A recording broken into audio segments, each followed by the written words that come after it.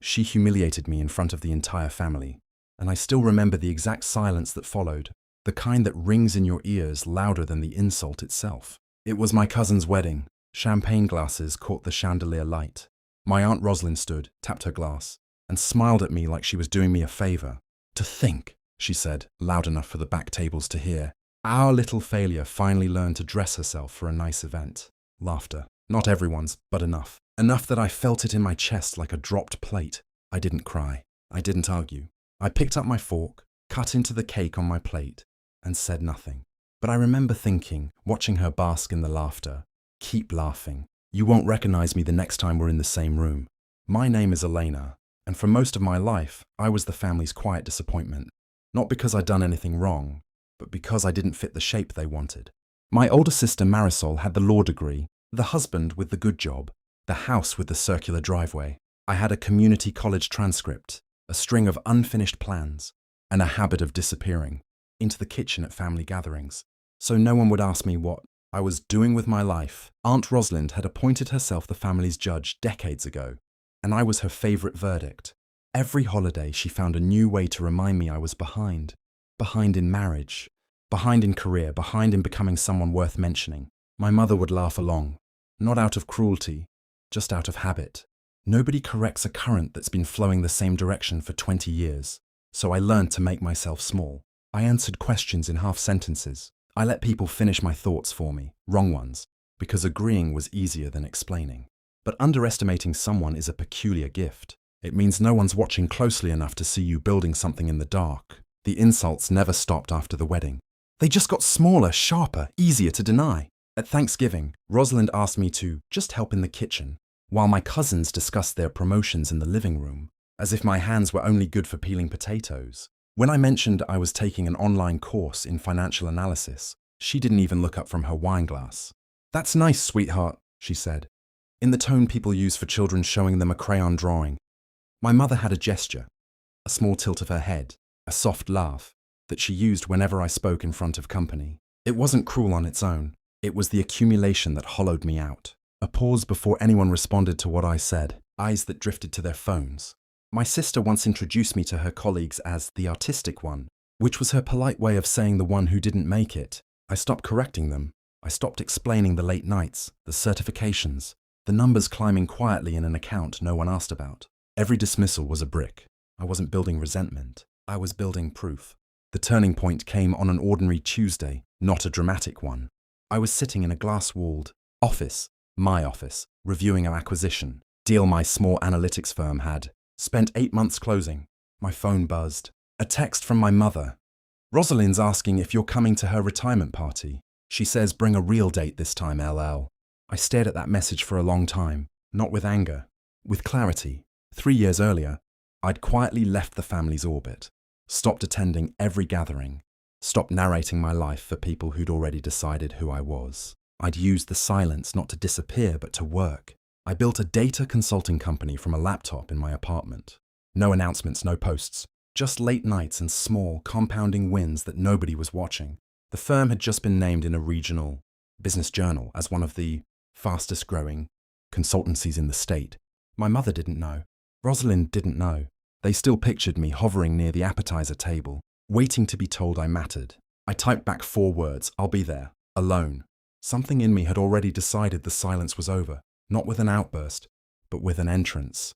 I didn't plan a speech, I planned a presence. Rosalind's retirement party was being hosted by her longtime employer, a regional investment firm where she'd worked the front desk of client relations for 30 years. I knew this because my own company, 3 weeks earlier, had been quietly retained to audit that firm's client data systems after a compliance issue.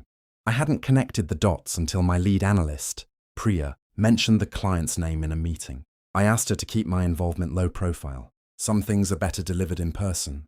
I confirmed the engagement details with our contracts team, an NDA, standard scope, my name listed only as eMarsh Consulting on the paperwork, not my full name. No one at the firm had met me yet. The audit lead, a partner named Donald Hale, had only ever emailed with me. I chose my outfit carefully, not flashy, just precise, tailored, quiet, expensive in a way that didn't announce itself. I didn't rehearse cutting remarks. I rehearsed staying calm. The plan wasn't to humiliate anyone back. The plan was simply to let the truth introduce itself, and let them do the arithmetic in front of everyone. The party was in a hotel ballroom with the same chandeliers as the wedding, 3 years and a lifetime ago. Rosalind stood near the entrance, glowing in gold sequins, accepting compliments like a queen accepting tribute. She spotted me and did the head tilt, the old familiar dismissal. "Eleanor, glad you found something decent to wear." I smiled and said nothing. I didn't need to. 10 minutes later, Donald Hale crossed the room with his hand extended, voice carrying. "Ms. Marsh, I'm so glad you could make it personally. The board wants to thank you for catching those discrepancies before the regulators did." The room's noise dipped, the way it does right before something shifts.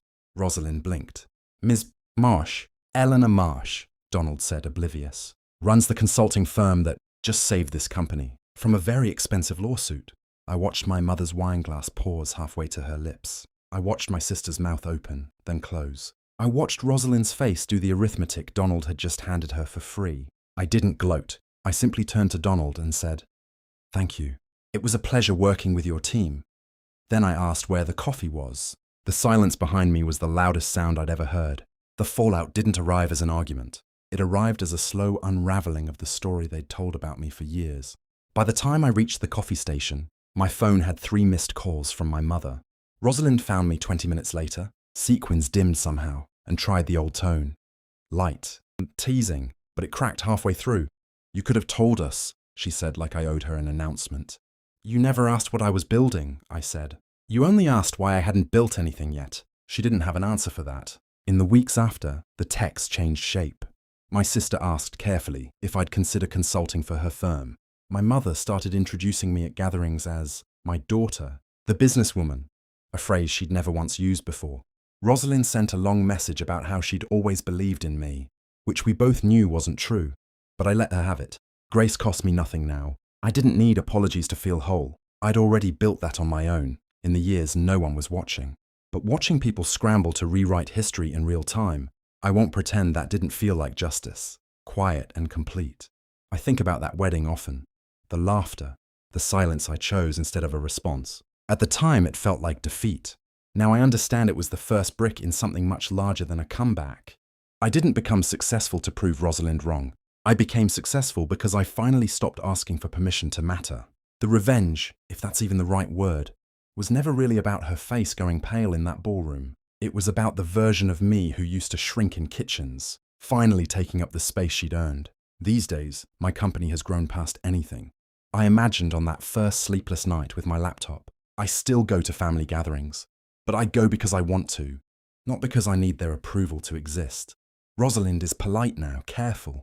My mother asks about my work first, before anything else. I've forgiven them mostly, because carrying resentment is its own kind of smallness. And I've outgrown that too, but I never forget the lessons silence taught me. Some people wait years for the perfect comeback line. I learned the best revenge was never a line at all. It was a life they never saw coming.